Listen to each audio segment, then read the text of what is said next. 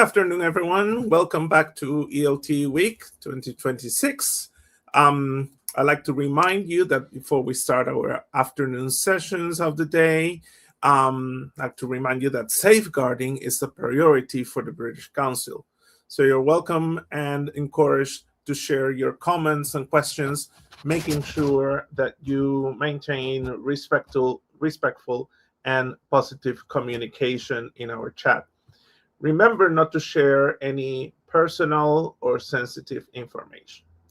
Please note that any harmful, violent, or inappropriate comments will not be tolerated, and you can report any concerns through the QR code on the screen. Our goal is to ensure that your teaching practice enrich your teaching practice and provide tools for the betterment of the education in your context. Our next speaker this afternoon is Judith Llerena Tapia, an ELT professional specializing in educational innovation, academic leadership, and language program development. She has extensive experience supporting language schools and higher education institutions across Peru. She focuses on bringing pedagogy and technology to enhance English learning outcomes. Her work integrates edtech solutions, communicative methodologies, and teacher development, as you wish to pronounce. She also holds initiatives that promote confidence and real-world fluency. She's passionate about empowering educators.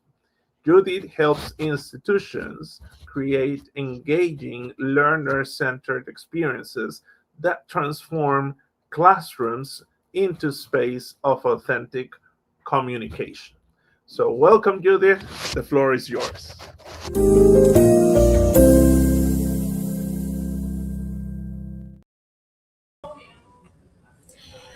Hello, everyone. Good afternoon. Thank you so much for joining this session today. I'm really glad to be here today as part of the ELT Week Peru 2026. And I'd like to thank the British Council for bringing us together and creating this space for us, yes, for us to share ideas and learn from each other. I can see a lot of teachers on the comments from Peru, probably from other countries. Welcome, everybody. So thank you for the introduction, Ralph. As he said, my name is Judith Llerena, and for more than 20 years, I've been working in English language teaching, supporting teachers and institutions all nationwide, and creating learning experiences, of course, that help students communicate with confidence.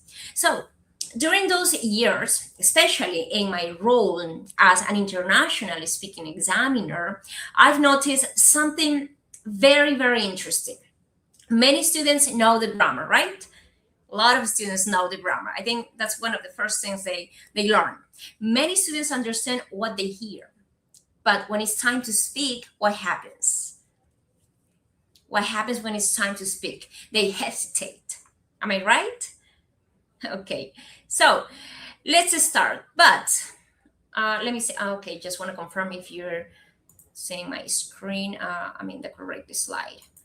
Okay, so today we're going to explore how we can bring a little bit of TED style inspiration into our classrooms through something I call the 3-minute talk experience. Okay, I know that a lot of you, or probably everybody, has already seen the title.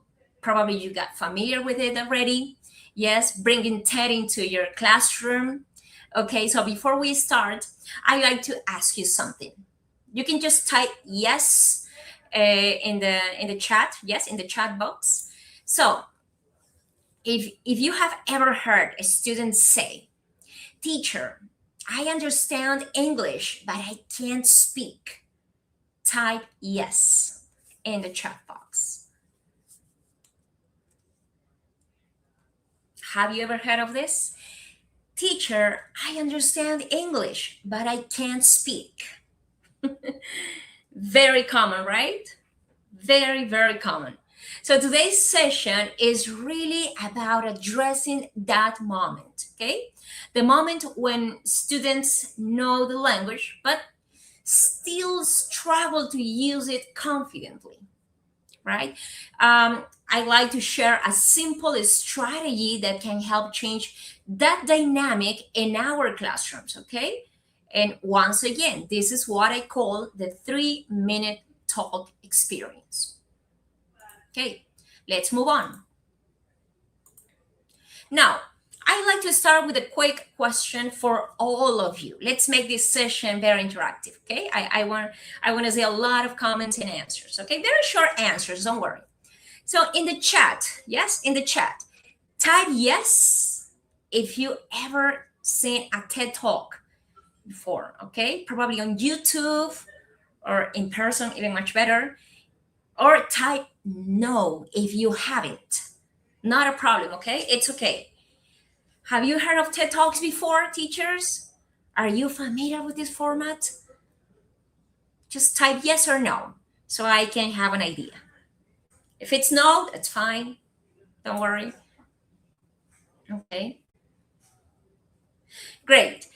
For those who may not be familiar, okay, listen, TED Talks are short presentations, and I really recommend them, okay, a lot.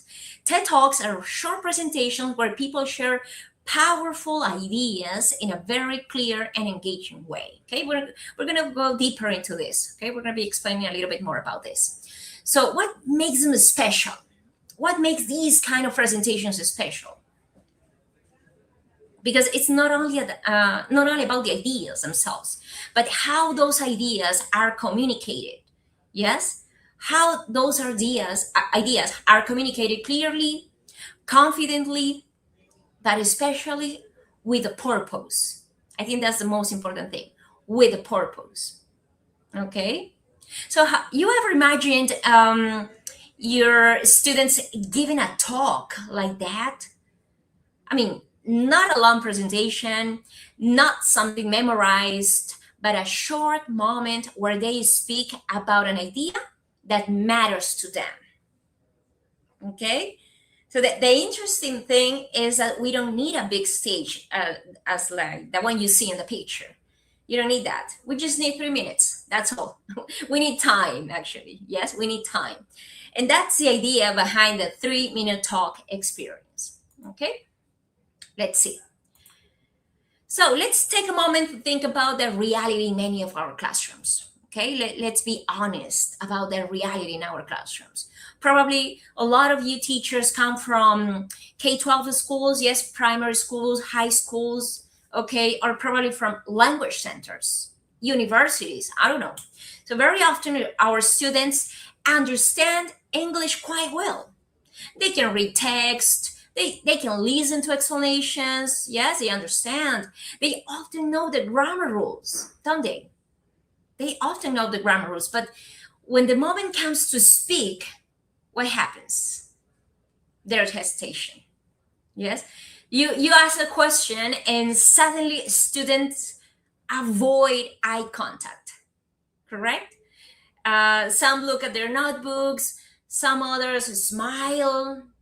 Nervously, of course, and some others simply say, "Teacher, I don't know," right? But the interesting thing is that, and they actually do know. They actually do know. Yes, so teachers are wrong sometimes. They think students don't know. They do. The thing is that they don't have the chance to express themselves, and I don't blame you. I mean, timing is one of our worst enemies. Okay, and this is why I built this session so I can give you this great strategy, okay, to increase STT, student talking time. So one of the biggest barriers we see is fear of mistakes. Yes, they are afraid to make mistakes. They are afraid of errors. Students often feel that speaking means being evaluated. So instead of focusing on communication, they focus on avoiding errors. And when that happens, the natural flow of language stops. Simple as that. Yes? Here I have some comments, and teacher Karen says, because it's about their their activities. Okay, teacher Percy says students struggle to speak due to a lack of active practice. Okay, yes. Thank you so much, because those comments are going to help us bring the next concept. Okay, so thank you so much. Please continue sharing your ideas, continue sharing your opinions, but also your experiences. Okay, because of lack of confidence. That's right, confidence. That's a key word. We're going to be mentioning that word a lot, confidence. Okay. Another challenge is something very practical. I know, time. As I told you before, timing. Yes, all teachers struggle with timing, right? In many classrooms with 20 or 30 students, speaking opportunities are limited. There's not much time for speaking opportunities, right? Imagine that every student speaks for just 1 minute. Just imagine that. That already takes half of the class time. Imagine you have 30 students, 1 minute for each of them. That already takes half of the time class time, sorry. So many learners spend years studying English, but very little time actually speaking English. Correct? Okay, let's move on. Teacher Karen also says, speak in front of public, struggle. Okay, struggle them. Okay, they struggle with that. Yes, they struggle with speaking in front of the class, in front of everybody. They feel shy, they feel nervous. Okay, great. Let's move on. So if we look closely, the core problem is, think about it. What's the core problem in many classrooms?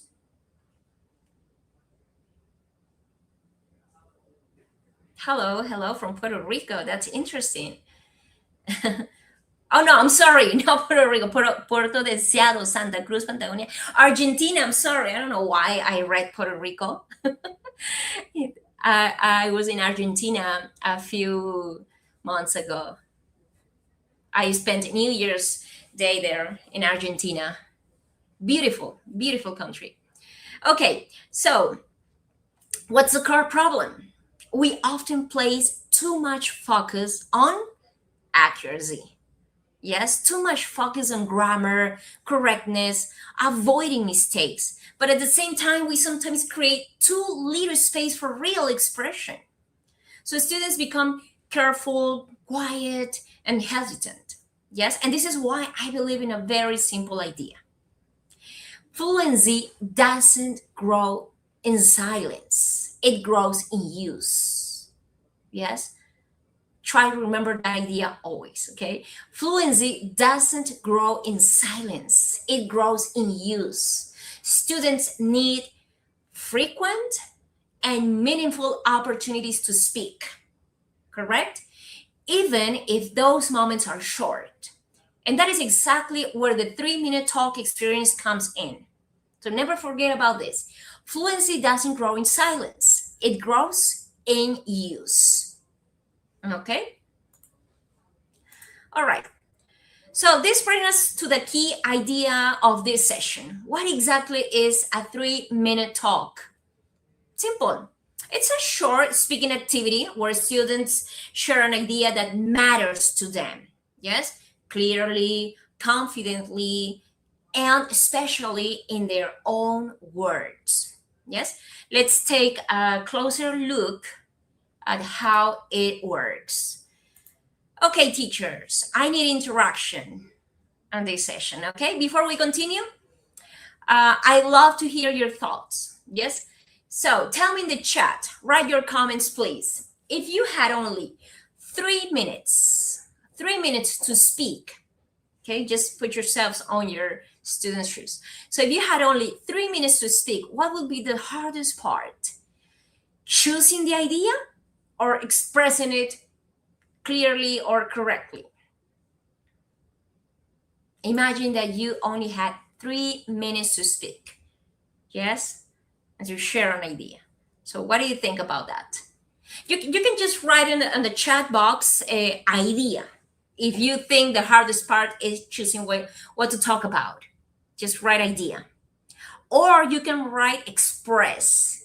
If you think the challenge is communicating the idea clearly with no errors, no mistakes at all. What do you think? Hardest, it depends on the level. Okay, beginner students don't know what or how to say it. Thank you, teacher Pedro. Okay, things I like to do, expressing it clearly. Okay, choose the right words. Thank you. Thank you so much for your participation. So that's interesting. Habits, that's another keyword they're going to be using later. Habit. Okay, that's interesting. And actually, both, let me tell you, both challenges are very common for our students. Both, okay? Some learners struggle to organize their ideas, while others know what they want to say but find it difficult to express it with confidence in English, of course. Yes? And they know how to express their ideas on their mother tongue, but not in English, probably. And the 3-minute talk helps address both of these challenges. Okay? Another teacher said, I didn't choose the idea because we have it on idea topic to use it only 3 minutes, clearly. Okay. But you already know, actually, students struggle with both. Okay? And this strategy will help you with that, with those, okay, with both. Okay, let's move on. So, what exactly is the 3-minute talk, teachers? As its core, it's a short speaking experience where students communicate an idea in their own words. I already told you about this, right? In just 3 minutes, of course, okay? But there are 3 important principles behind it. Okay, the first one, I tell you the first one. It's 3 minutes of real speech. There are no scripts, okay? No notes at all, no reading, actually. Students simply speak. That's all. The goal is not perfection. The goal is authentic communication, okay? Not perfection. Forget about that. Second, okay, what's second? Another principle. It goes beyond memorization, because that happens a lot when they get ready. Yes, they start memorizing. So it goes beyond memorization. Students are not repeating something they practiced word by word. Instead, they speak they speak from understanding their ideas, and that helps them develop naturally as they talk, right? Finally, the third one. Okay. Yes, finally, it focuses on a topic that matters. Okay, this is really important, and it is linked to motivation. Yes, it is linked to motivation. When students talk about something they truly care about, probably an experience, or they just want to give their opinion, I believe, I don't know, something interesting happens there. Okay, their language becomes more natural, more expressive, and more confident because they feel motivated, right? Let me read some comments. We need to have clear ideas to talk, right? We need to organize a sequence of ideas. Correct. That's a structure that we need to consider. Correct. We're going to be talking about that structure or steps in a moment. Yes? Because the students are not just practicing English. They're sharing something meaningful. Okay? Remember that. They are not just practicing English. They are sharing something meaningful. Teacher Karen says they have to think what they're going to talk about. Of course. Thinking time. Very important. Thinking time. Okay. Now, more interaction. Come on. More comments. I want to read more comments. Tell me in the chat box, okay? Tell me in the chat box. What do you think makes a talk more powerful? Perfect structure or a personal story told in your own words? What do you think? So when you listen to a presentation, I mean, not necessarily the TED Talk, okay? A presentation or even a story from a friend, okay? What makes it truly powerful? Is it perfect structure and flawless language? Or is it a personal story told in someone's own words? What do you think? Structure story.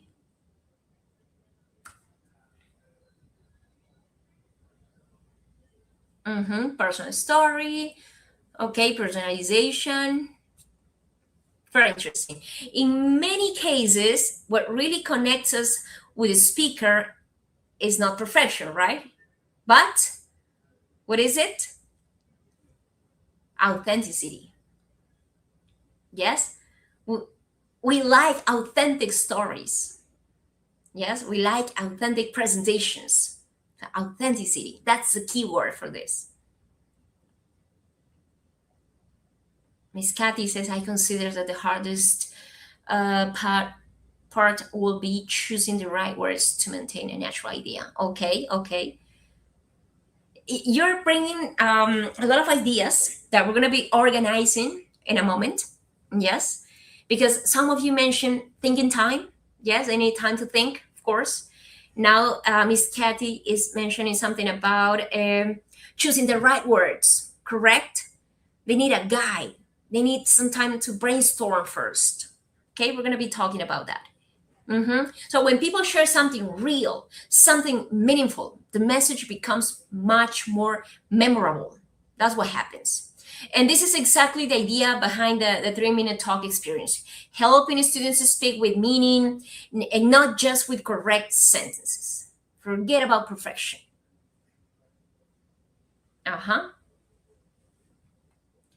Okay, teacher Karen says they need to do a script first. Okay, hold on a moment there, okay? Because that's the idea. That's the idea that they don't need scripts on this strategy. Okay, you don't see it yet. You'll see it in a moment, okay? In a few minutes. Yes, of course, they need to prepare their ideas. Organize their ideas with some keywords, yes, with prompts. And I'm gonna tell you about it in a moment. But the idea is that when they start speaking, they don't use notes, they don't use a paper, they don't use a script, they don't read at all. Okay? Let's continue. So why did I choose TED as inspiration for this session? There are 3 key ideas behind it, okay? First, ideas worth sharing, okay? Ideas worth sharing. One of the most powerful messages of TED is that everyone has an idea that matters. Yes, everyone has an idea that matters. And the same is true for our students, okay? They all have experiences. Everybody has experiences, opinions, and stories that deserve to be heard. Yes, our students deserve to be heard. Second, personal voice. In a TED Talk, speakers don't follow rigid templates. Yes, did you know that? Speakers don't follow rigid templates or repeat memorized phrases. They speak in their own words with their own style. That's what I like about TED Talks. And this is something we also want to encourage in our classrooms, correct? Helping students develop their own voice in English, not just repeated structures. And of course, finally, story plus message. And that's where the magic starts. So the most memorable talks usually combine a personal story with a clear message. That's what makes them powerful. Okay, that's what makes them powerful. And when students learn to connect their experiences with a message, their communication becomes more meaningful and more engaging. Okay?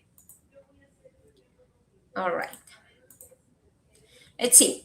So, teachers, what skills does the 3-minute talk actually develop? I'm sharing some keywords there. First, fluency. Yes, when students speak for a few uninterrupted minutes, okay? No interruption at all. They learn to keep their ideas flowing instead of stopping after every sentence to check if it's perfect or not, right? This kind of sustained speech helps them become more comfortable speaking English. Yes, they do not stop. They do not stop just to check if they use the correct grammar or not. Yes, they just speak and continue speaking for a few uninterrupted minutes. Second, coherence. Students need to organize their ideas so the listener can follow their message. Yes, even in a short talk. They begin to think about a structure, a beginning, a main idea, and a conclusion, of course. Correct? Third, pronunciation. Pronunciation and rhythm. That's very important too. When learners speak continuously, let's say, yes, when learners speak continuously, they start to develop more natural speech patterns instead of producing isolated sentences, because that happens a lot. And finally, confidence. I remember one of you teacher mentioned this earlier on the chat box. That's another keyword. Perhaps the most important outcome. I will say the most important outcome. When students realize they can speak for 3 minutes and communicate their ideas successfully, they begin to trust their voice in English. Okay? And once confidence grows, what happens? What happens once confidence grows? Participation in the classroom usually grows as well. Yes? Their participation will grow. Coherence, experiences, yes, I mean, if they don't treat the user. Yes, thank you. I'm reading your comments. Great. Okay. One of the most interesting things that happens with this activity is a shift in how students think when they speak English. Okay, at the beginning, many learners speak word by word, correct? Word by word. They translate a lot. They translate in their minds and carefully choose each individual word before saying it, correct? Yes, because they are afraid to make mistakes. Then as they gain more practice, something changes. They begin speaking in phrases. Yes? Instead of building sentences piece by piece, they start using chunks, for example. Yes, chunks of language that flow more naturally and faster. Okay? But speed is not important here. Okay? Not important at all.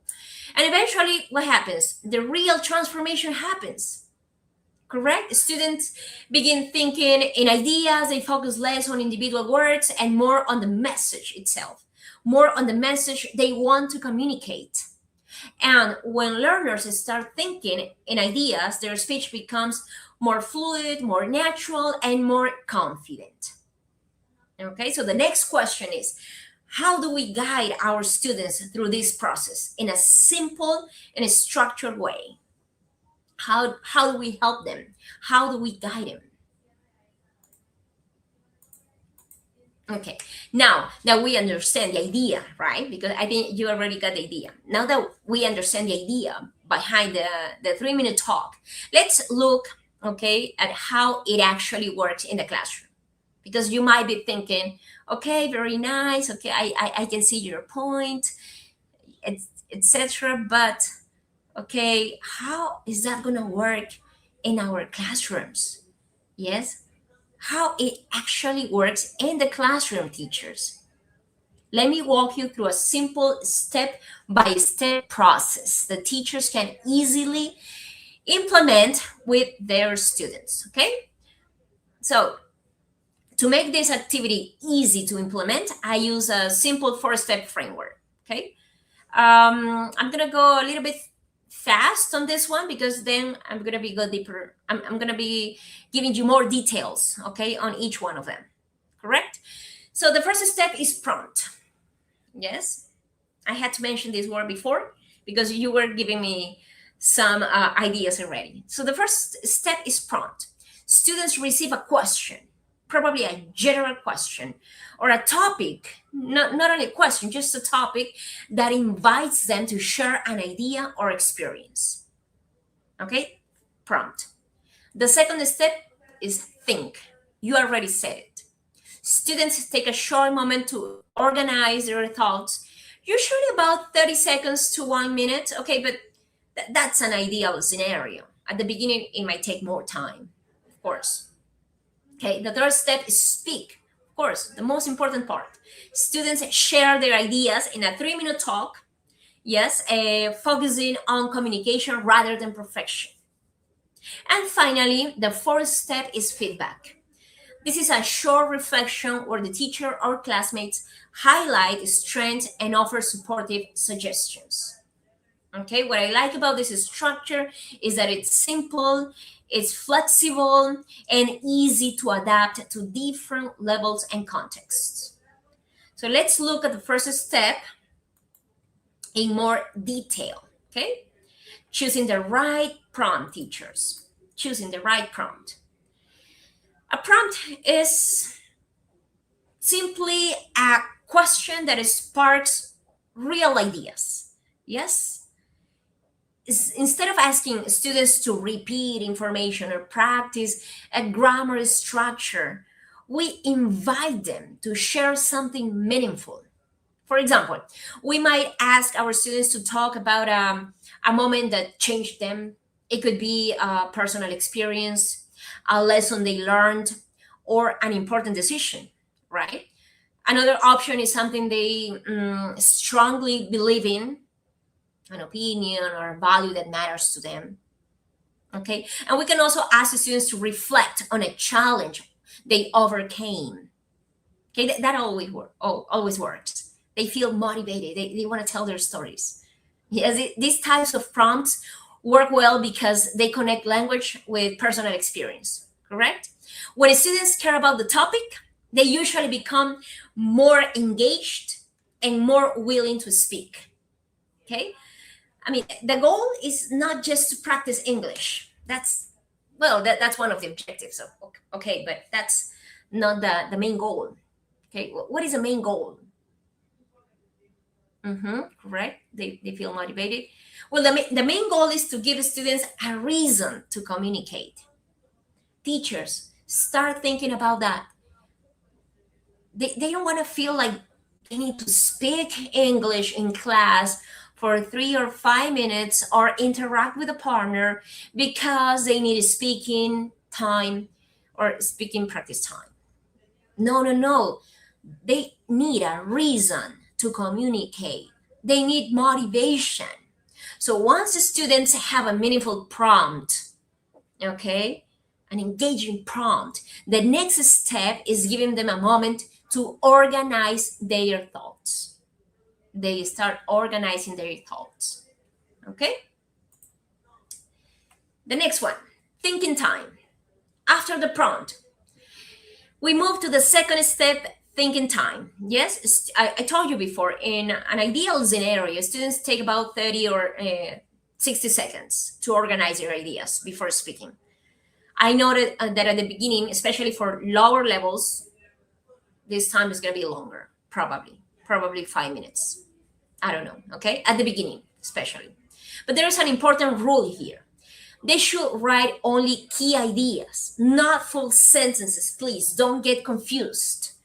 You might be thinking that students need to write phrases, probably phrases, but they need to write sentences. No, not really, not full sentences. Okay, the goal is not to prepare a perfect speech. Remember, not perfection. It's simply to clarify what they want to say. When students write full sentences, what happens? So if you tell them, write about 5 sentences that you're going to be using on your speech, what will happen? They will start focusing too much on grammar, on accuracy. But when they write keywords only, or let's say short notes, it helps them speak more naturally. Okay? This moment is not preparation for perfection. It's preparation for flow. Okay, keep that idea in your mind. This moment is not preparation for perfection. It's preparation for flow. Okay, that's what we're looking for. And that small shift makes a big difference, okay, in how confidently students speak. For example, if the topic is a challenge you overcame, yes, a challenge you overcame, a student might write on a piece of paper, I don't know, might write 3 words: school, fear, presentation. School, fear, presentation. That gives you an idea, right? What was the challenge, or what is the challenge he or she overcame, correct? So those 3 ideas are enough. They are enough to guide the talk. Enough. Once the students have their key ideas, we move to the most important part. What was the most important part I told you before? Okay, let me read some comments. Let me motivate them to use the language in real scenarios. Okay, of course. Focusing on ideas rather than exact sentences. Correct. I believe that your personal story, because you manage the information with vocabulary you have learned. Excellent. Excellent. Okay, great. So yes, the most important part, the talk, speaking time. Now we arrive at the most important moment, the talk itself. Students speak for 3 minutes. Yes, 3 minutes is actually a very interesting amount of time. Very interesting amount of time. It's long enough to share an idea, but short enough to avoid overthinking. Yes, another important rule is no notes. Remember, you can tell your students your message is more important than your mistakes. Yes, your message is more important than your mistakes. That's what you can tell them. Okay. The next one, feedback. That was the 4th one. Yes. So the goal of feedback, in this activity is not to correct every mistake. Of course not. Okay. But to support students' development. So you can tell them something like, I liked how you explained your idea, or I liked how confident your voice sounded. And then we can also give them a suggestion, right? One thing you could improve is speaking a little more slowly. One thing you could improve is adding an example to your idea. That's something you can tell them. Okay. Now that we've explored the framework, let's look at how this activity can be adapted to different classrooms and real teaching. Let me go a little bit faster on this one. Okay, here's another question. Probably you want to type in the chat box. When students speak, are they usually adapting language to a real situation or just completing an exercise? What do you think, teachers? Are they adapting language to communicate in real situation, or are they simply completing an exercise from the textbook?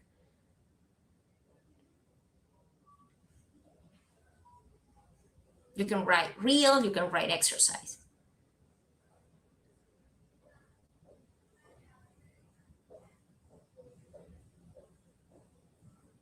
In many classrooms, speaking activities are useful, right? But they sometimes remain very controlled.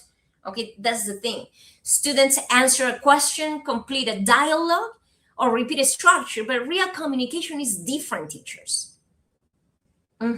Okay, it involves ideas, meaning, and personal expression. Correct? Thank you. Okay, so different levels.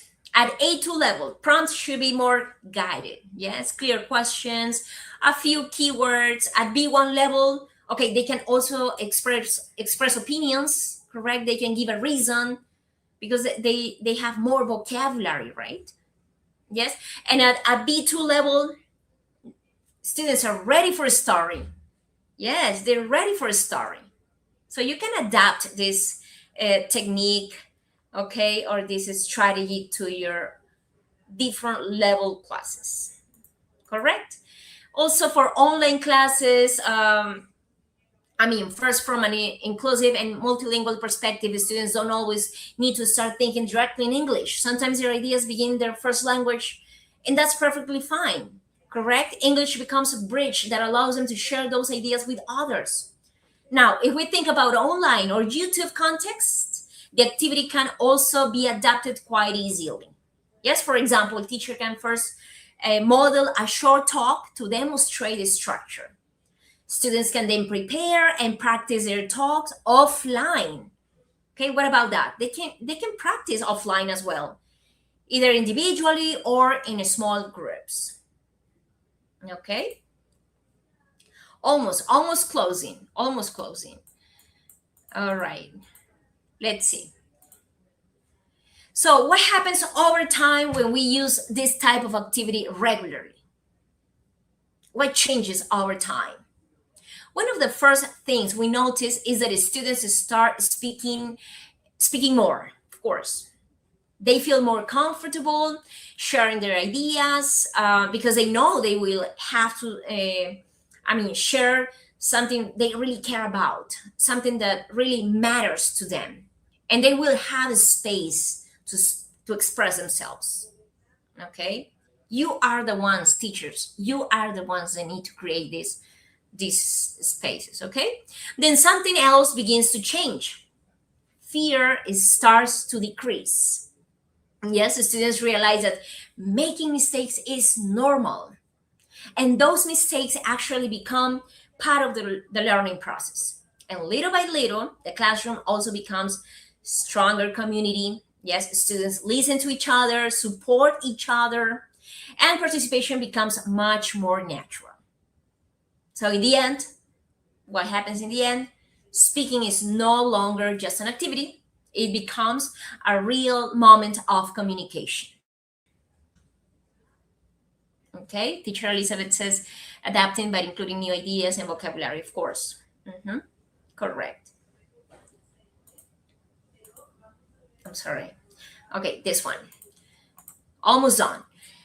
And if you'd like to try this idea in your classroom, okay, my suggestion for you, teacher, is very simple. Start small, little by little. Start small, okay? Don't rush. You don't need to do it every day. Forget about it. You don't need to do it every day. Even once a week can make a difference, okay? Even once a week can make a difference. But what matters most is consistency, okay? Not intensity. Consistency, not intensity, teachers. You also don't need complicated topics. Sometimes one clear question is enough. Yes, one clear question is enough to start a meaningful talk. And finally, the most important element is creating a safe space. Yes, a space where students feel comfortable sharing their ideas, even if their English is not perfect. Because when students feel safe to speak, that's when real communication begins to happen. Okay, so it was a pleasure. I like to finish with this idea, teachers. Fluency is not built in hours. It's built in moments. Okay? Small moments when students feel confident enough to share an idea, tell a story, or express something meaningful. Okay? Thank you. Thank you very much for being here today. If you have any questions or comments, I'll be very happy to interact. And if you'd like to continue the conversation, you can also find me on LinkedIn. Thank you all. Thank you so very much, Judith, for this great presentation. While people are writing their questions in the Q&A in the chat, this is the moment by the way, this is the moment. If you have any questions for Judith, please feel free to write them in the chat. While you are doing that, I think that one of the first things I want to say is that, towards the beginning of your presentation, Judith, you put together this idea of fluency does not grow in silence, and that's absolutely right. You might have heard, this common situation in schools where supervisors or the director comes through your classroom, and they're people that object the noise, and they come and say, teacher, your students are making too much noise. And you turn around, and say, well, English classes are noisy.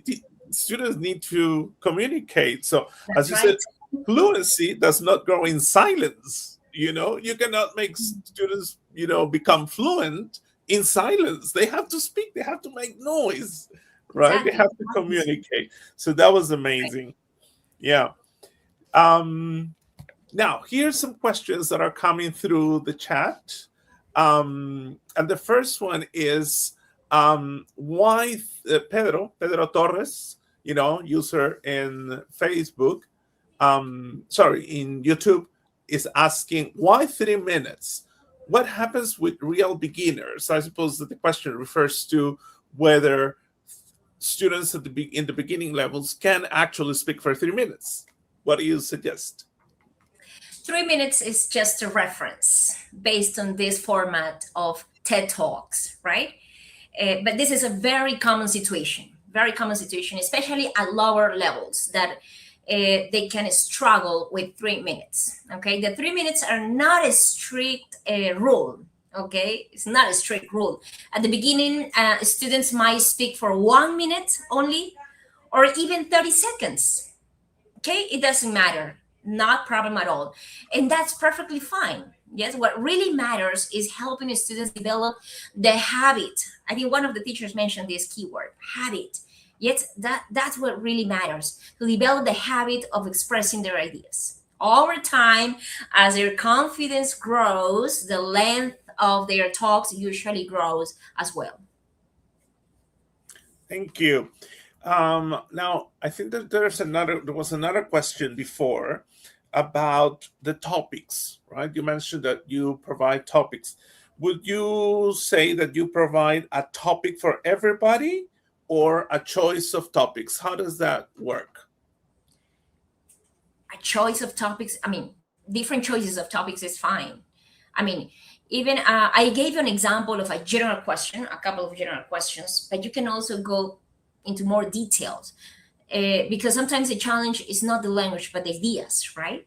They cannot come up with ideas. One way to support students is by providing guiding prompts or follow-up questions. For example, instead of only asking, talk about a challenge you overcame.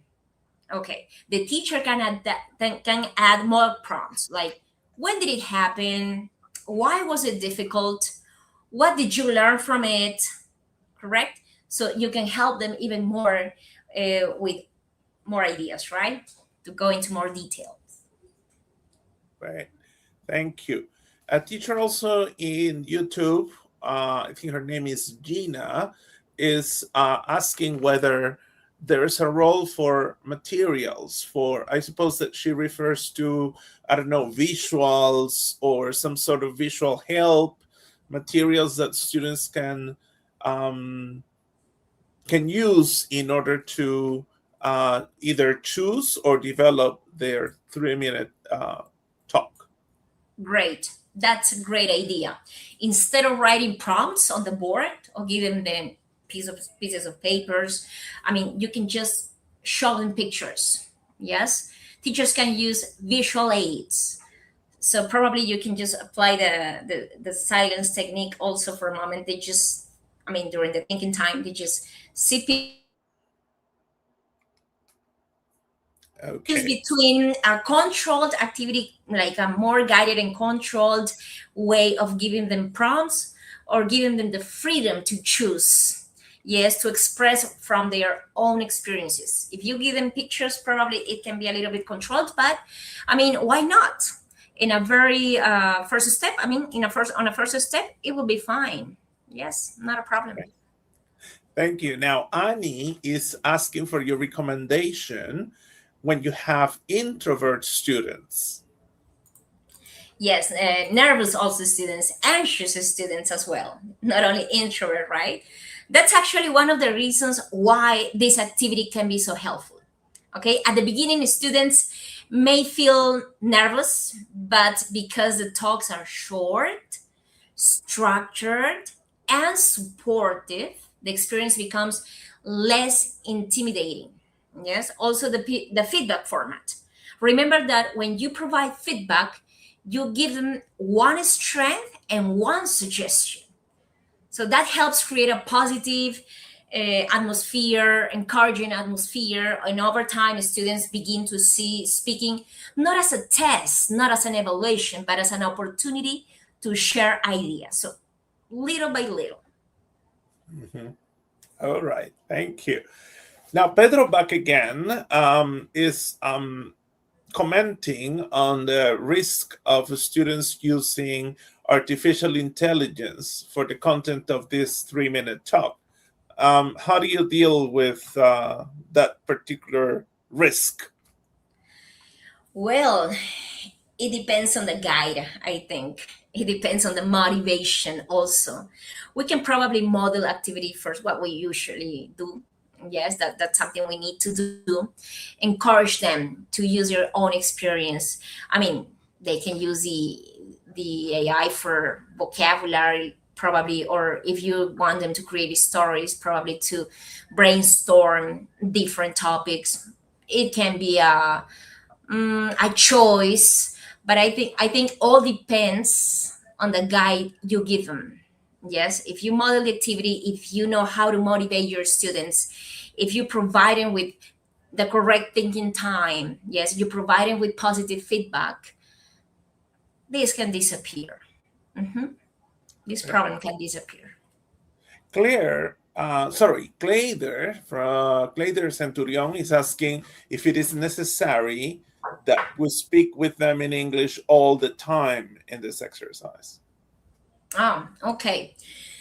Well, I will say that they can use L1 at very low levels in a very low percentage, but I do not recommend it at all.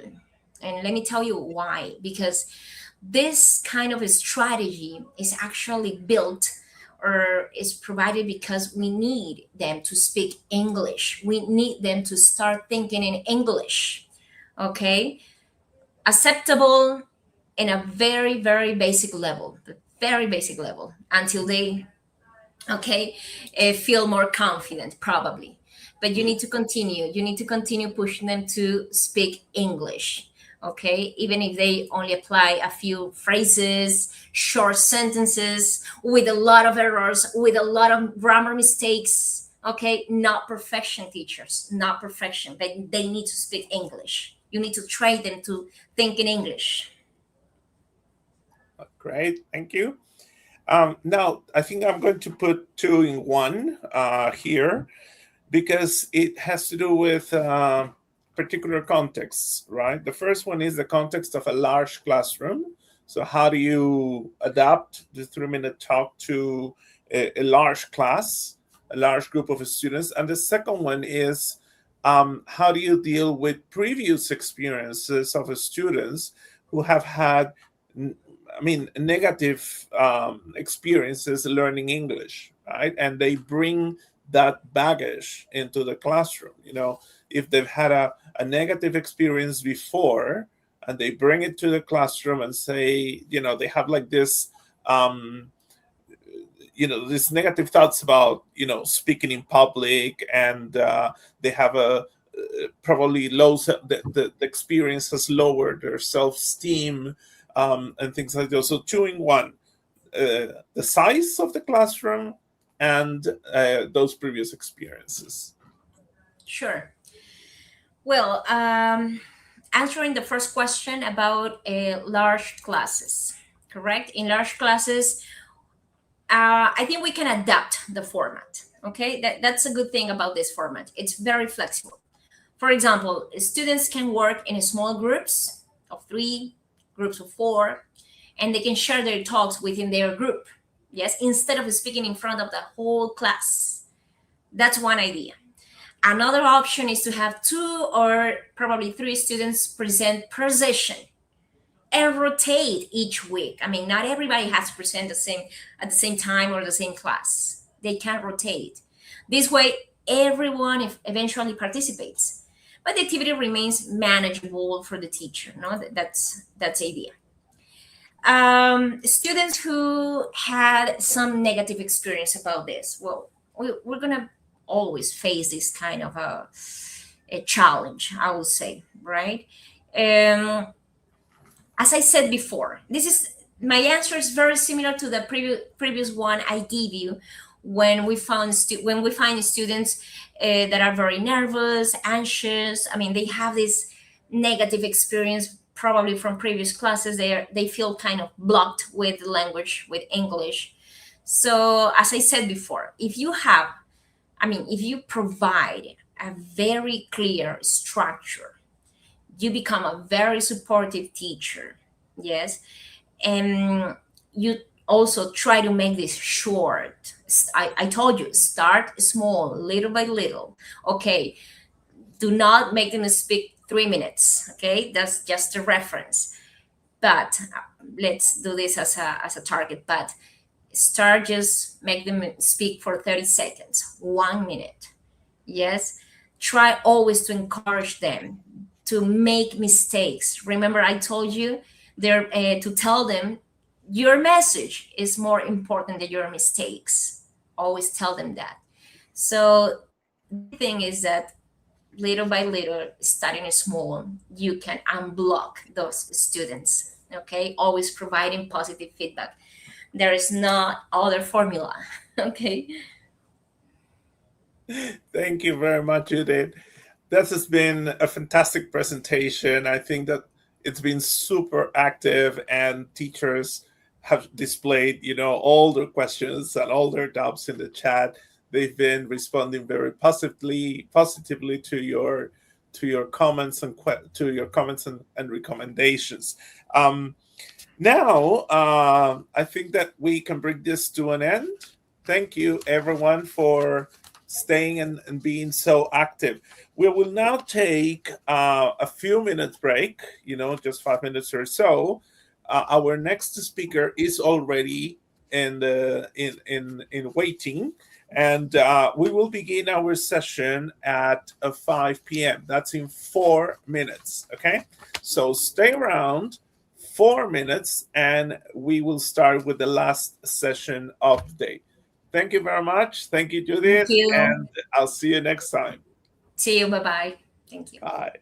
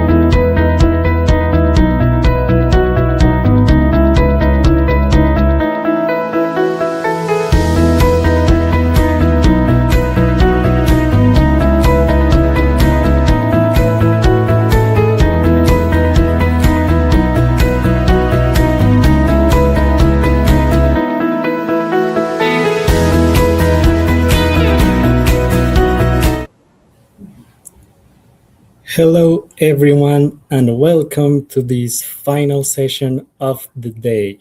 Have you enjoyed the sessions of today? Let me know in the comments very quickly. What have you learned? What are you looking for in this next session? And what would you like to learn about now? So please, let's share in the comments everything that you've learned today. How have you been feeling? And what are you looking for?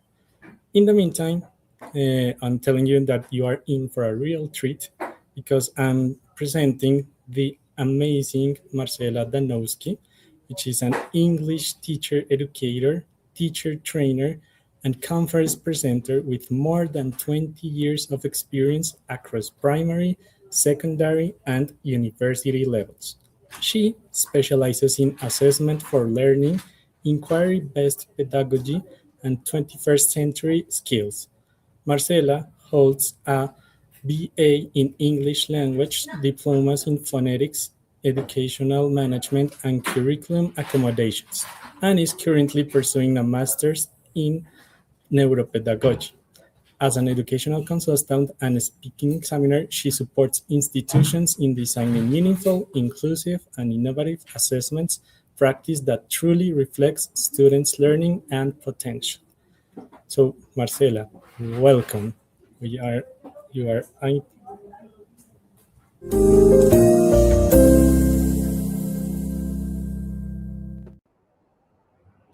Thank you. Thank you so much. Well, good morning, good afternoon, good evening, depending where you're located. Thank you so much for being here. I was already introduced, but I'm Marcela Danowski from Buenos Aires, Argentina, and it's such a real pleasure to be here with you, being part of the ELT Peru week. So thank you so much. I'm going to start sharing. So let's see. There we go. Lovely. Well, as you can see, my presentation has to do with assessment. Okay, hold on. I know it's kind of a complicated topic, but be patient, be there with me. Let's see if we can brainstorm together different ways on how to rethink the way we are currently assessing our students. It's a new era, so we've got to be ready, okay? And I've got the very first question for you, because I'm sure that this has happened to you. How many of you have ever spent probably hours, probably your whole weekend, correcting tests? And then at the end, you get that impression that they haven't learned that much. I want to read your comments in the chat, okay? So, has it ever happened to you? Okay. It happened to me. I've got to be honest, no? And I'm pretty sure that we all have plenty of experience, plenty of years teaching. But well, this is it's part of our career, right? Even though we work in different contexts, primary, secondary, tertiary level. But this is a topic that always comes up, right? Whenever we are talking to other teachers, well, this issue with assessment is always there. It's always present, yeah? But the question is not only how to assess our students, but it's also what assessment actually tells us about learning. Don't you think so? Yeah? So for many years,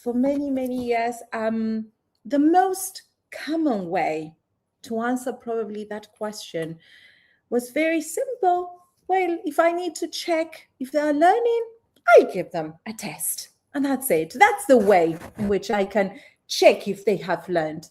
And of course, I'm not saying that tests, exams are not useful. Okay, I'm not saying that, because they provide us with valuable information. We can use that information. But at the same time, I believe that nowadays we are now asking ourselves this question of, okay, are tests really capturing that kind of learning that we truly want to see in our students today?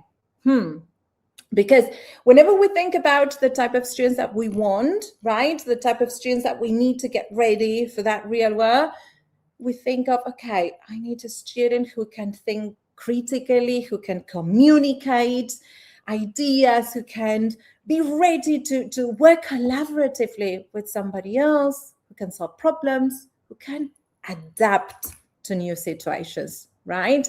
So if we want all of these skills, if these are the skills that we value in our students, do you think that your assessment practices are truly reflecting all of those skills? Again, I want to read your comments. Let's make this presentation as participative as possible. I would love to read your thoughts, okay? So my students are not always available for sharing. Okay, it happens, it happens. So today I want to invite you to explore, right? To explore different ways of assessing your students, to move beyond the traditional and formal exam, and to think of ways to support our students' learning, right? Not just simply measuring their learning, which is something different, okay? So are you there with me? So this is our agenda. This is our plan. How we're gonna do this? Well, first of all, we're going to spend this time together rethinking assessment, okay? There are ways in which we're assessing our students. There are many institutions that have their own plan and it works, okay, but we need sometimes to pause and ask ourselves, okay, what I'm doing, is that really helping? And that's why then I will invite you to think of alternative assessment ideas with some concrete ideas, practical strategies, things that I have tried myself, okay? And that I believe you can truly adapt them according to your context, right? And lastly, we will close up with a final reflection, okay? So, in order to begin, again, I'm going to invite you to participate, to rethink our practices. So if we want to go further, I want you to think, to reflect on this question. It's quite personal, but to what extent do you think that your assessment practices actually help students learn? And to be totally honest, okay? So in here we have some options on the screen. So which one feels closest to your experience? A great deal, quite a lot, a little, or perhaps not at all. Again, be honest. This is a moment for us to reflect on our own practices. And remember that this is a safe space. So no one is here to judge your answer, okay? I can read quite a lot. Okay, I like that. Maybe you feel that your assessment practices truly support the learning of your students. Maybe quite a lot, but that means to say that there's still room for improvement. And I see lots of quite a lot. Something between quite a lot and little. Okay, so if you have selected little, that means that, well, maybe you're not doing everything that you would like to. And this is the perfect moment, space to brainstorm new ideas, okay? And if it's a completely no, it's all right too, okay? It's okay, right? So because quite a lot, because they have confidence, but they all cannot. Okay, it's true. So you see how great through your sharing. No, the problem is that many students consider evaluation a threat, not a way to think and rethink on their progress. It's true. Couldn't agree more. Yes, it's true.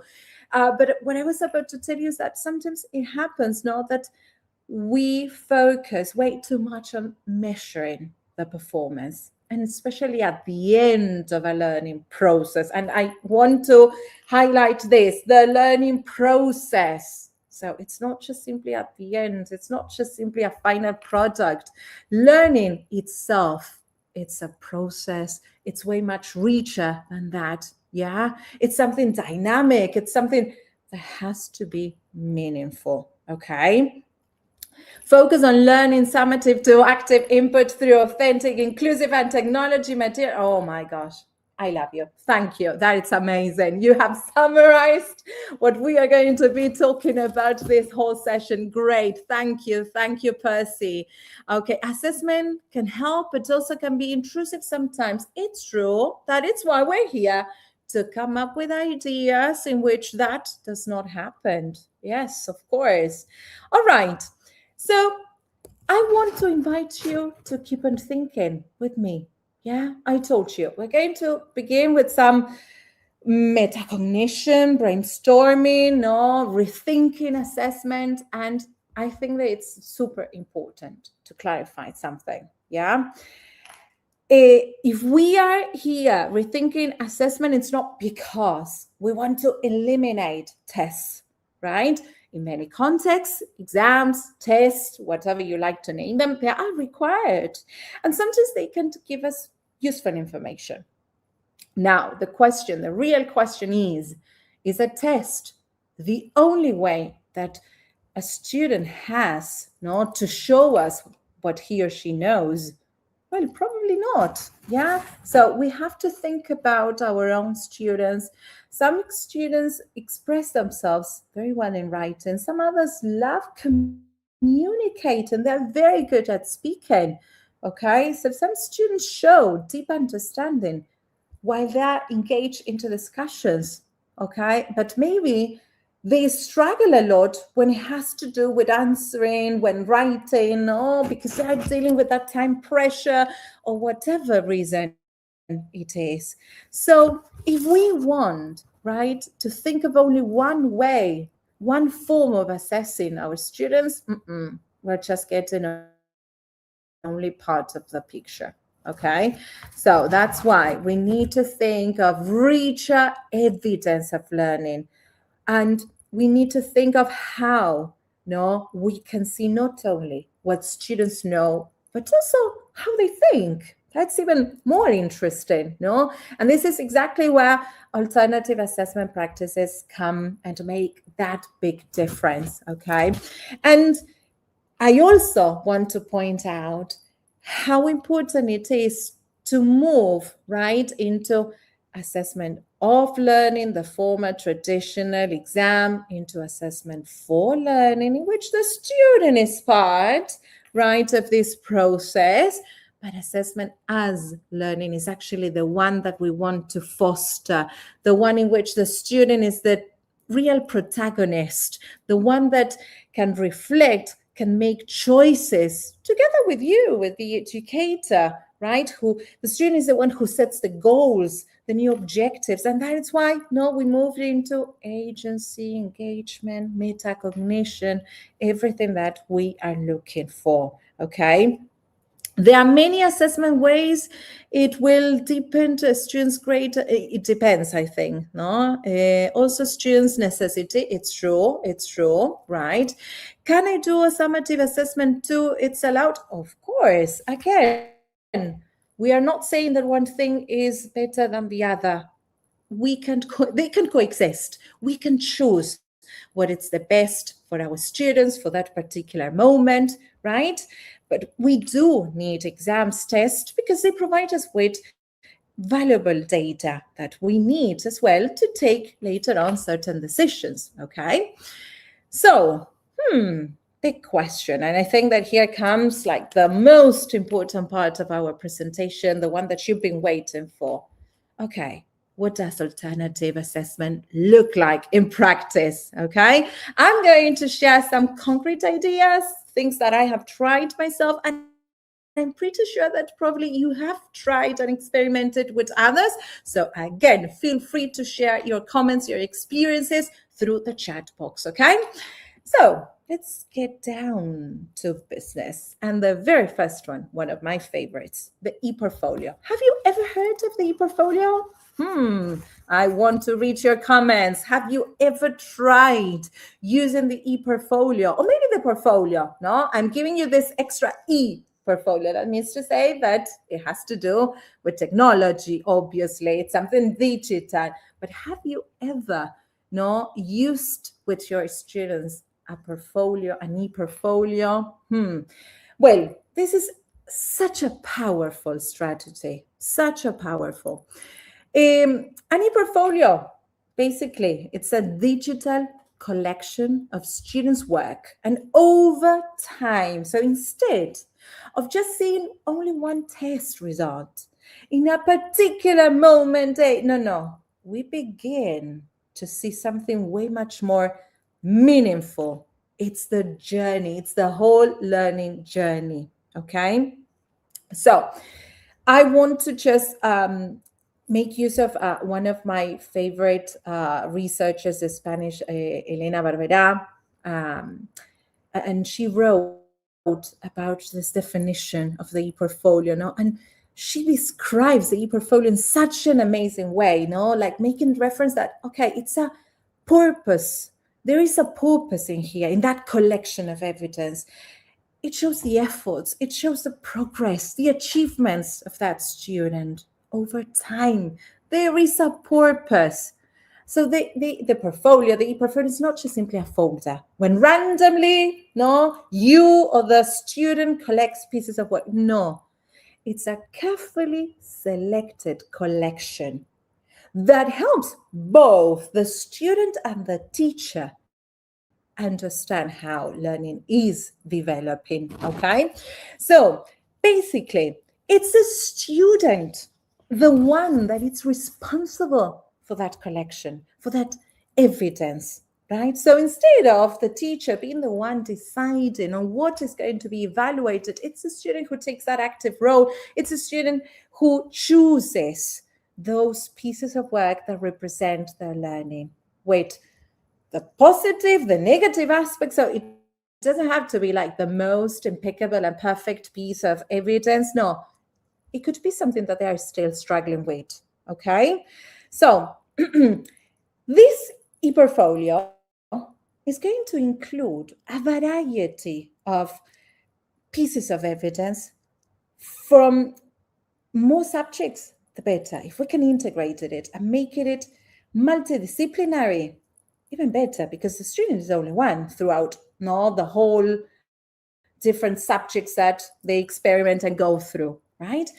But the flexibility that the e-portfolio has is impressive, because your student can choose to present that evidence through a recording, through a short text, through a video, photos, you name it. No? And your responsibility is to guide the student into that selection, help them reflect, improve, not change things. You guide them, which is actually our role as educators. We need to guide them, monitor them, but not to do things for them, okay?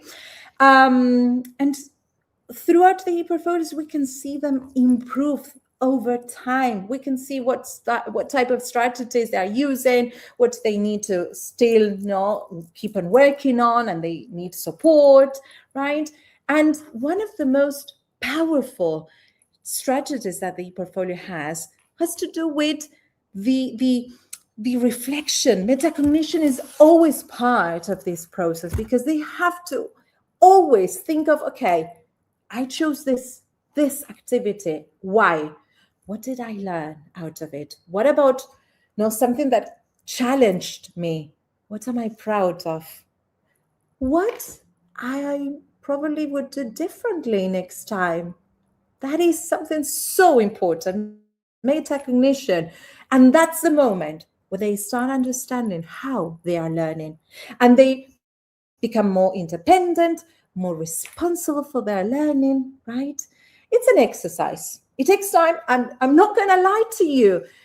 It is at first time consuming, guiding them to understand how to build up the portfolio, guiding them all along the process. But if you start doing it one year, then the following year, it would be way much easier, okay?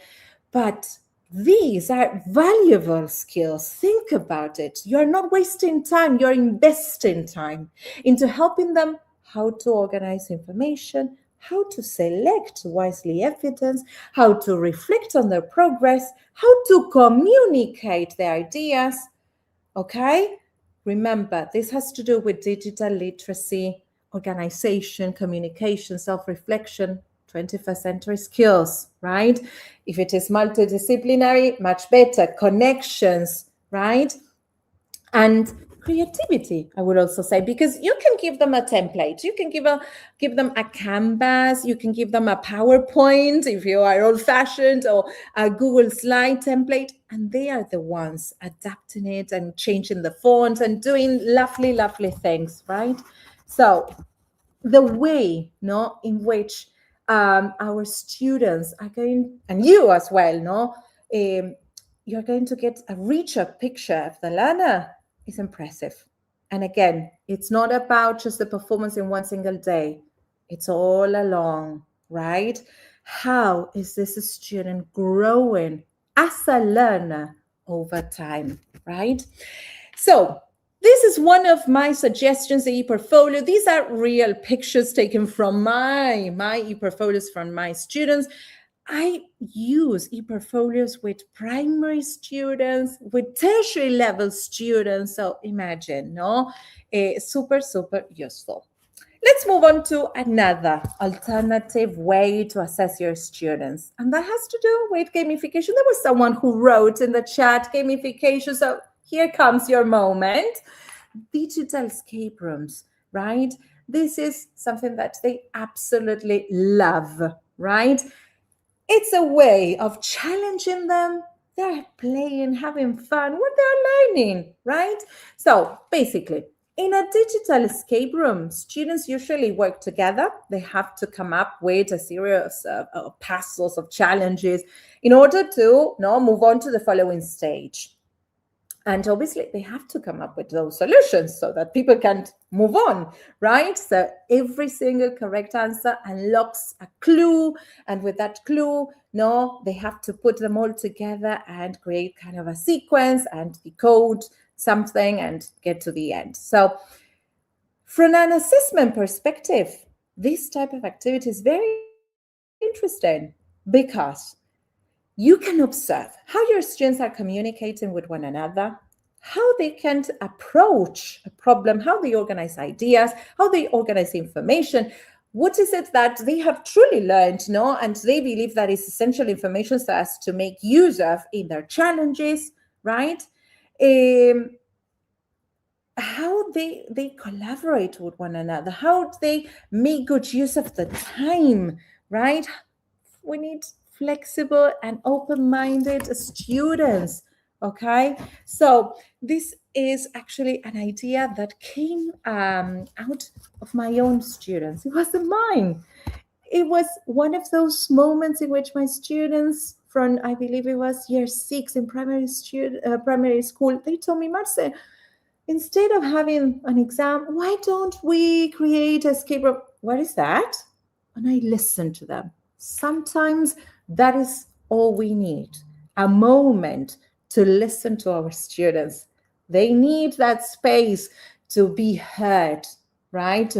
To have that possibility of choosing and being heard mostly, yeah? So let's get back to the digital escape room. So in here, we can see that learning, again, is a process. It's not just simply a final answer. They're all working together to find solutions. It's so powerful because they create their own escape room. And when they create something, when they make use of the knowledge into something tangible, something that they can experiment, that is the moment in which learning is taking place, okay? So I truly invite you to try with digital escape rooms. Again, you already have templates, you already have tools available that make the process way much easier. Canva, genially, okay? And throughout the process, you're exercising critical thinking, creativity, problem solving, flexibility, collaboration, communication, you name it, again, 21st century skills, okay? And they are having fun without realizing you're assessing them and not just simply assessing the content, but assessing many other things that we have just mentioned, right? And they are highly motivated. Yeah, I mean, we cannot ask for anything more, right? It's like perfect. It's not only informative for the teacher, but highly motivating for students. They're creating something that belongs to them, and then they can share among their peers, even with another class, challenge the whole school, you name it. The sky is the limit. Now, oh my gosh, get ready. One of my favorites, design thinking. Have you ever heard of design thinking? Have you ever tried it? We were talking about creating things. Well, this is a moment. So if you still feel that you're not ready, with escape rooms, give it a try with design thinking, which is a little bit more organized with steps. So let me tell you. So if you have never heard of design thinking, this is something that you might give it a try, because it's not only about creating something, coming up with a design, with a product, but it has to do with innovation, with creativity. You know that this started actually at Stanford University, and it was mainly used in the business sector, right? Just to think of new products. But then they realized that these could be used in education. They realized that this approach was super valuable because it encourages the students not only to learn information, to retell things by heart, but also, again, to apply knowledge, okay? And the better if you can ask them to apply all of this into real scenarios, real world scenarios, okay? So that together they work to develop possible solutions, okay? So how does it work? You've got to follow different steps, okay? That is how design thinking works. In the first step, you've got to ask your students to empathize. You need them to get involved in the situation. You ask them questions, you ask them to observe, to gather information, right? And then they got to define a problem. Exactly, they need to know, okay, this is a challenge, and this is the challenge that I need to solve. Then they got to come with an idea. And this is a moment where brainstorming happens, as many ideas as possible. This is the stage in which creativity is extremely important, right? And we need to explore different possibilities, right? So in here, well, we need to be able to cope with someone who might not agree with me until we finally get to an agreement. And we move on to the following stage, the prototype. We start thinking of that possible solution with a model, a digital presentation, a poster, a plan, or any sort of product. And finally, we need to test it. We need to check if it works. And if it doesn't, go backwards, revise it, improve it.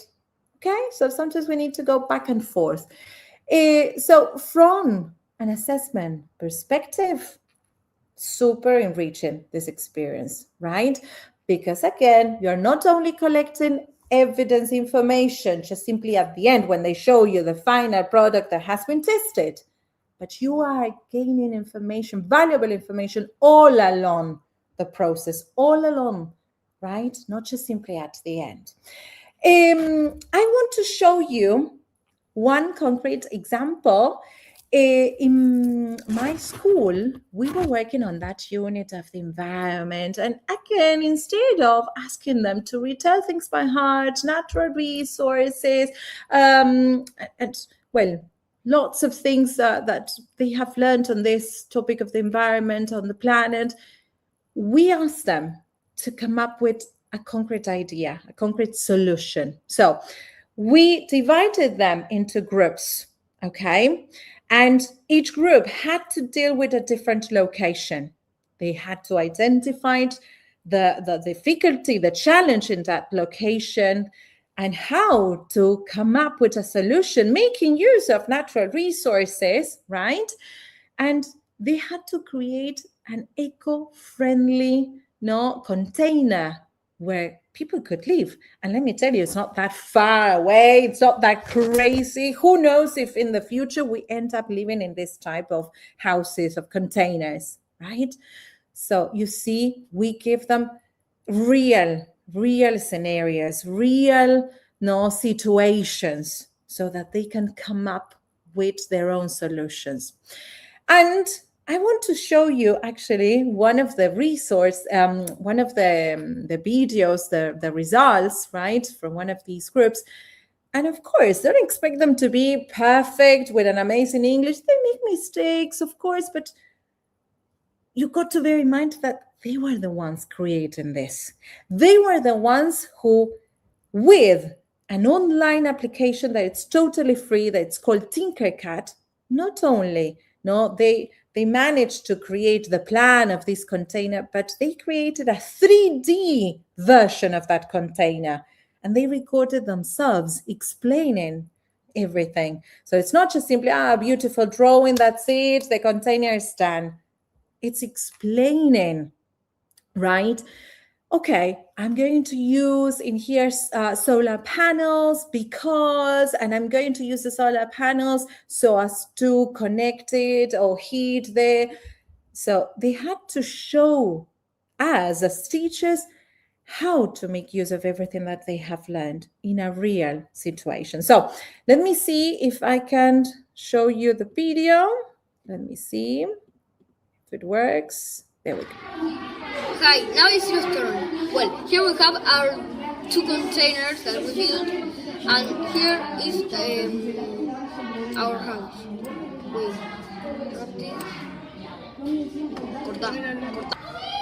Here we have our battery that it grabs all the energy that comes from the windmill and the geothermal energy from the steams of the geysers. Now it's my turn, Emma. We use the hydropower energy to make electricity. The flow of the water makes the wheel move and it generates electricity. We use it for the devices, to heat up the house and electrodomestics. Ahora, it's now my turn, Santino.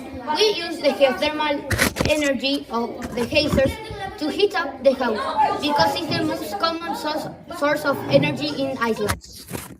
Okay. Well, you see, it was very, very simple, short and sweet, but it was their own creation. Okay. So they used this application, Tinkercad, that once again is for free. And they were the ones who showed me, Marce, we can do it with this tool. Okay, show me. Right? So again, listen to your students. Give them that space, that moment, right? For them to display everything that they know, and they will surprise you, okay? So to kind of wrap up with design thinking, think about all of the type of tasks that you can ask them to create, no? So it's not only about English, in my case, as a language teacher, no, but you can work on different areas of knowledge.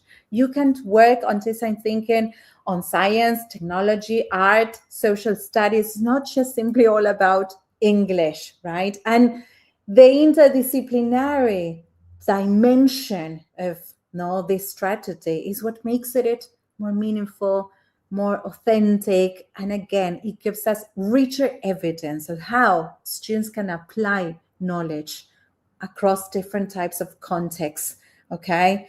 And meanwhile, you're observing how your students think, how they interact with one another, how they create, how they grow throughout the learning experience, right? And if you can capture that, that is what makes us feel so proud of our students. Well, you think that it was over? I still have something more for you. Visual thinking. And again, I'm pretty sure that you have heard of visual thinking. I know it might ring a bell to you, Project Zero, Harvard University, the KWL chart. I'm pretty sure that you do make use of visual thinking. So Visual thinking comes, as I mentioned before, from this work of Project Zero from Harvard University. And basically they were thinking on how students learn and how us as teachers, as educators, we can better understand our students' thinking processes. So the central idea in here looks quite simple, but it's very powerful, right? So sometimes it happens that the way our students think is something that we don't really pay attention to, that it's invisible.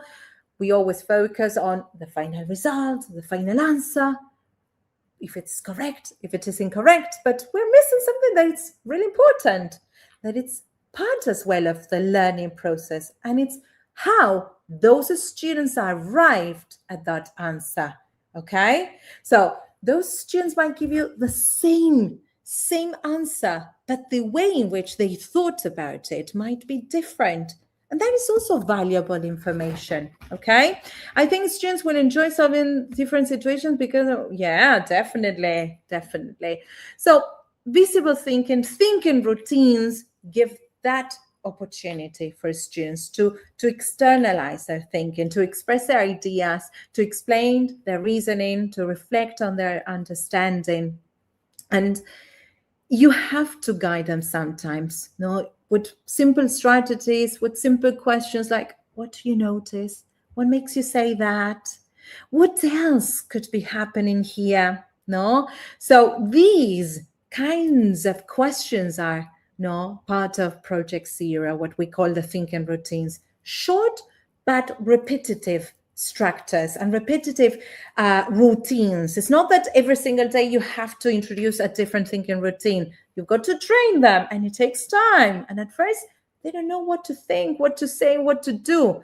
I mean, it might have happened to you, asking them to write a paragraph, an essay, and your students telling you, I don't know what to write. I don't know how to start here. Well, so pretty much the same is going to happen with thinking routines. Give them time.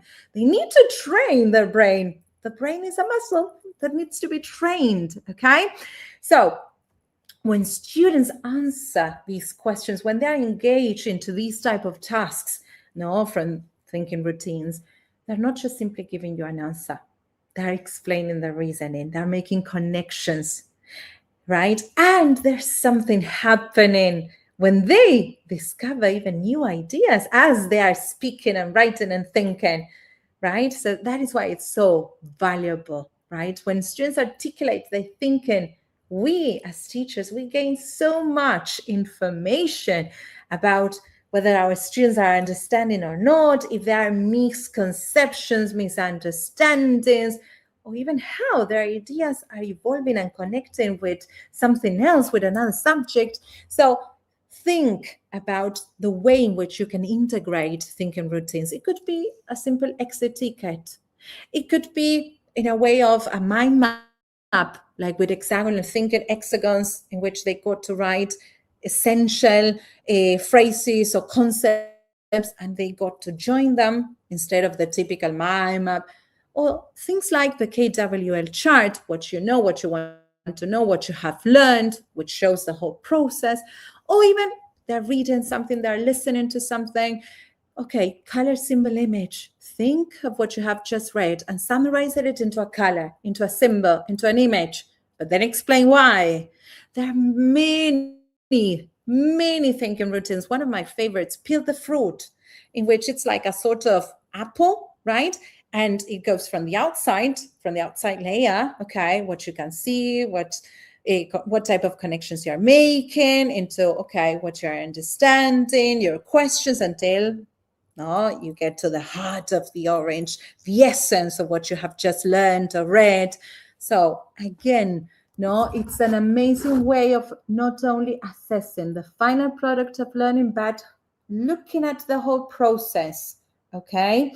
And of course, throughout that process, you can ask questions, you can provide feedback. Don't wait till the end to give feedback. Feedback needs to be ongoing. Support your students into developing deeper understanding, not just simply judge their learning, but make it something more active so that it can actually be something that supports your students.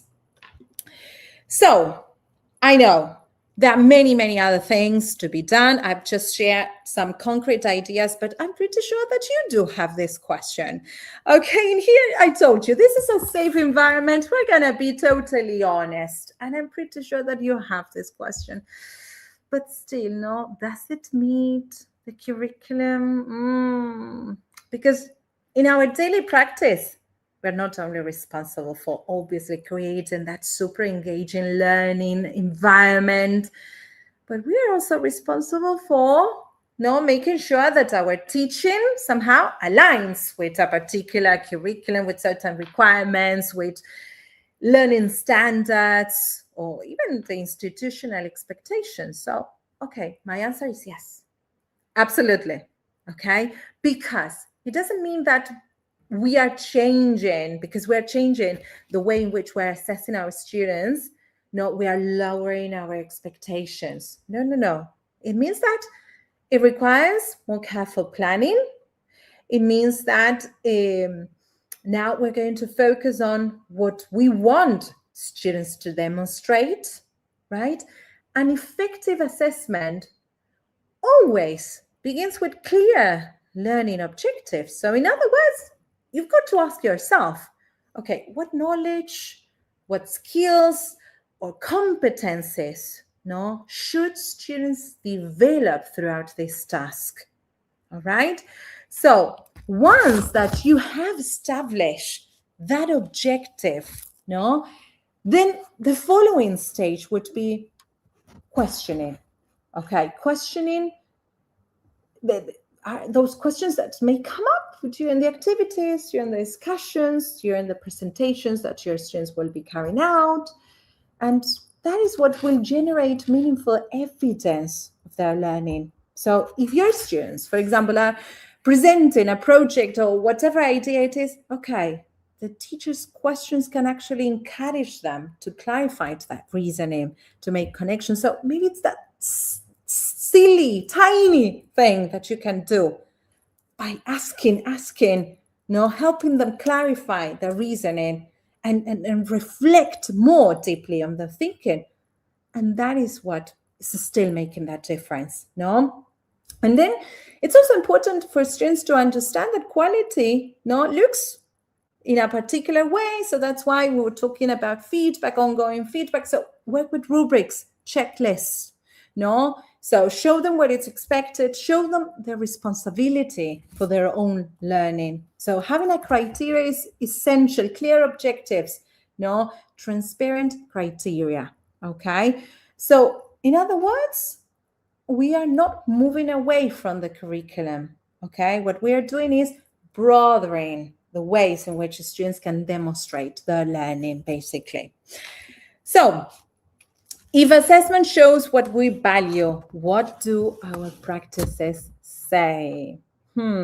So instead of relying only on traditional tests, why don't we create opportunities for students to show their understanding with discussions, projects, problem-solving situation tasks, reflections, okay? So by doing that, we give them a deeper and more authentic opportunities for them to demonstrate everything that they have learned. And it gives us a whole picture of what the students know and what they're able to do, okay? So start thinking that, what do our practices say? Do not just simply judge the final product, okay? So if we are just simply looking for one correct answer, is that truly what we value in our students? Only one fetal way of thinking? No.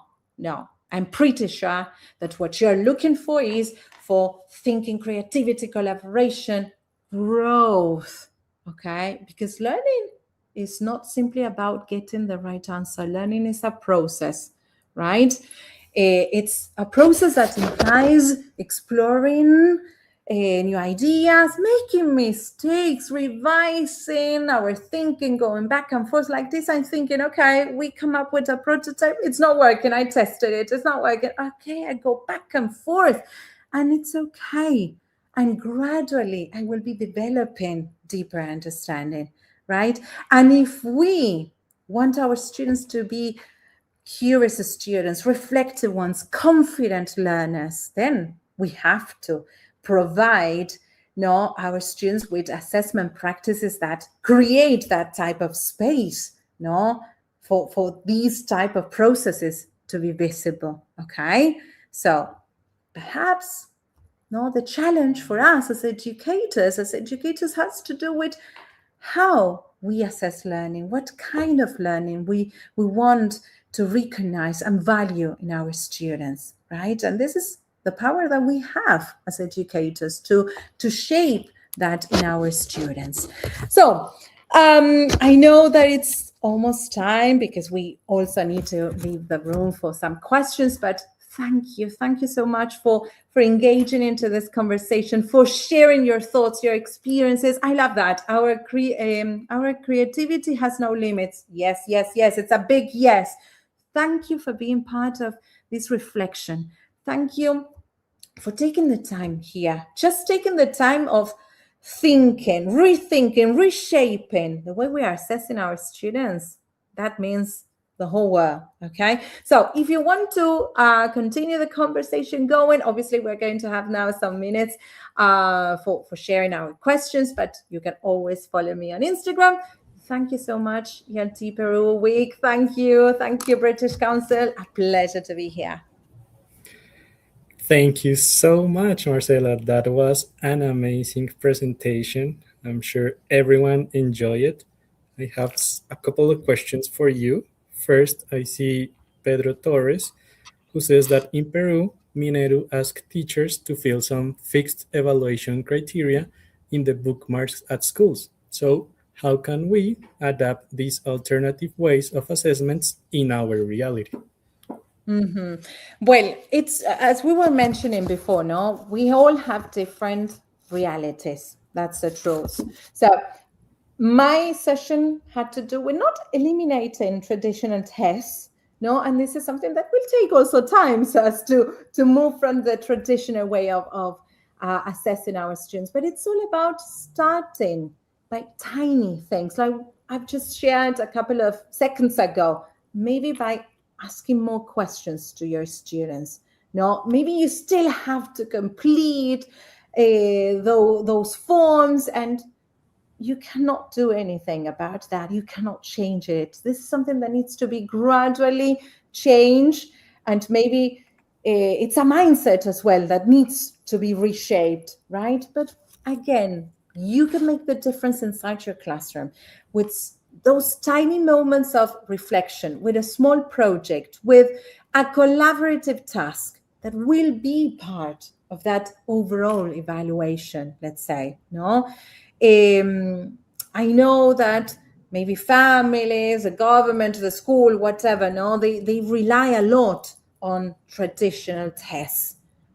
But if we want to value real skills, real world skills, well, the purpose of these type of approaches is no longer working. It's no purpose. So we need to develop deeper understanding, critical thinking. So I think that it's something that over time, families, the school, little by little, they will help us. They will see the benefits of making use of non-traditional types of assessment. But it's something that, unfortunately, we have to start gradually doing in our classes. Yeah. Excellent. Many thanks. We have another question. So related to this one a little bit, how can teachers transition from traditional tests to these approaches without resistance from students, families, or institutions? Resistance is going to be there. I've got to tell you. They will eventually resist. But again, the transition will take time, and it starts in our classrooms. It starts with tiny little things that we can do in our classroom, with those tiny strategies that we can implement. And when they start realizing that you're not lowering expectations, you're not changing the curriculum, they will see the benefits. Of course, we have to think of what type of strategies we're going to apply, because we have different contexts, contexts in which they don't have access to technology, in which they do have access to technology. So these type of strategies and activities will have to adapt to our own environment, let's say. But as long as we make use of that notebook, of that playground, of that board, so as to sparkle creativity, to design opportunities for our students to display how they are learning, I think that everything will be worth making the effort. It's thinking of moments in which our students will come up with rich evidence of their learning for us as well. But don't be scared. It's not that you're going against the rule, against what it's supposed to be done. No, you're just coming up with essential and needed spaces for your students. So alternative assessment is a must nowadays, right? It's an opportunity that you are providing to your students. So transition takes time, yes.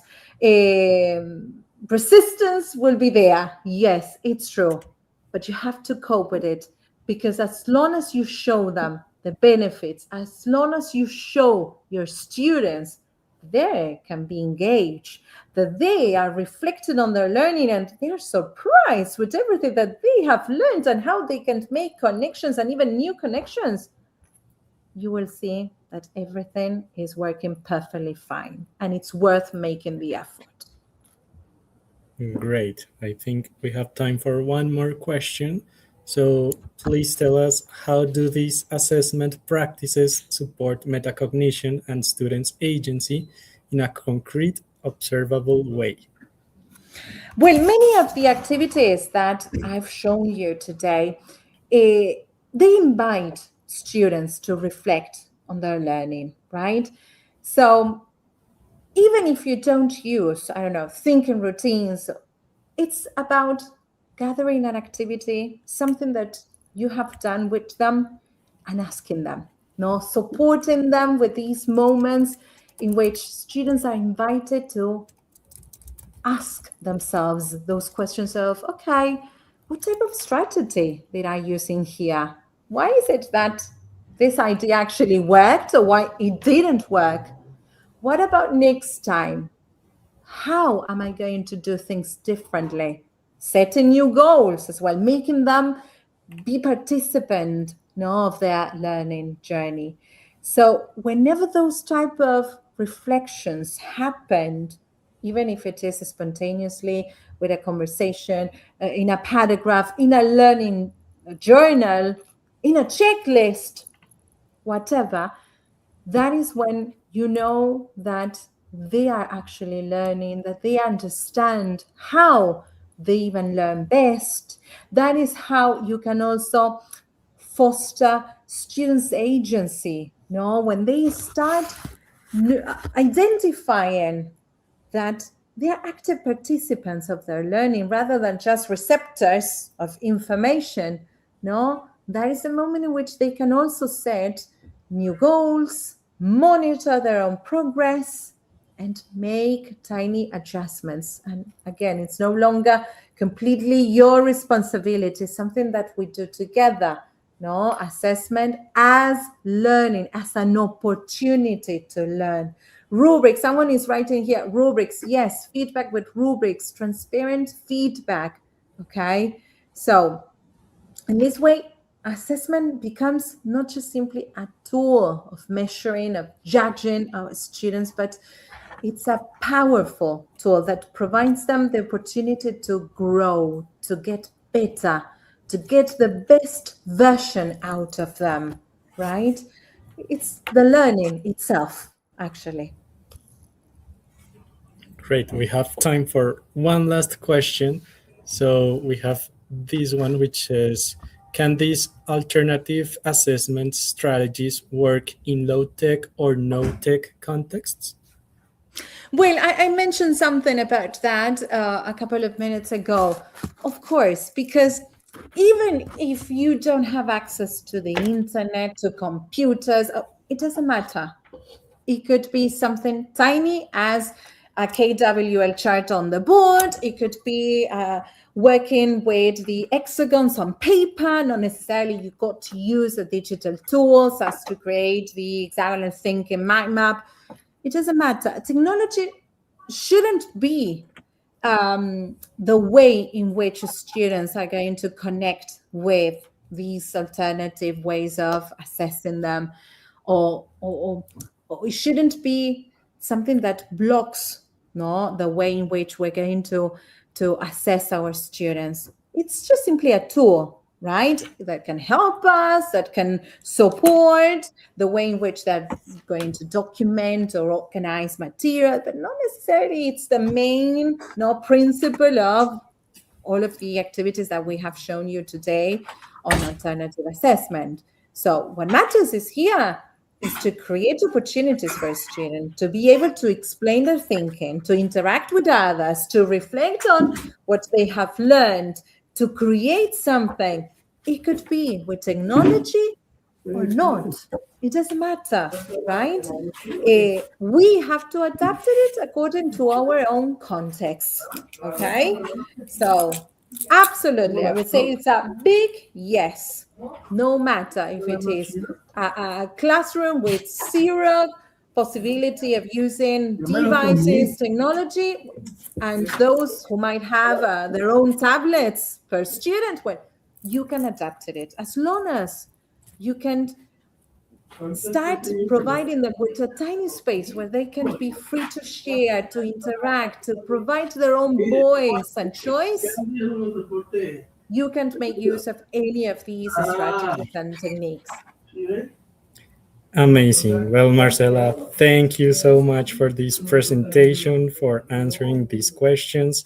And everyone here in the audience, thank you for participating, for your comments, for being here all day long.